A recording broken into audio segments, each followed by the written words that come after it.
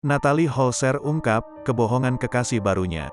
Momen Natalie Holzer bongkar kebohongan Faris terungkap dalam kanal YouTube Natalie Holzer. Natalie Holzer mengatakan bahwa Faris Utama membohonginya soal masakan yang diberikan kepadanya. Faris disebut mengaku telah memasakkan nasi goreng untuk mantan istri Sule. Padahal sebenarnya, hidangan tersebut merupakan buatan dari Art Natalie. Menariknya, ibu satu anak ini baru menyadari kebohongan Faris setelah menonton vlognya. Aku lagi dikibulin, jadi aku baru nonton vlog hari ini. Vlognya ternyata dia nggak masak nasi goreng.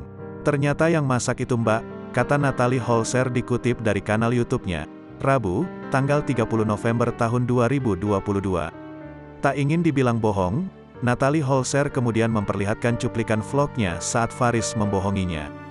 Benar saja, pria yang berprofesi sebagai pengacara ini ternyata sempat menghampiri Art Natalie Holzer lalu memintanya untuk memasakkan nasi goreng.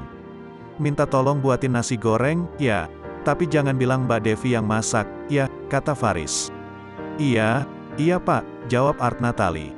Tak terima dibohongi, Natalie Holzer langsung menuntut penjelasan.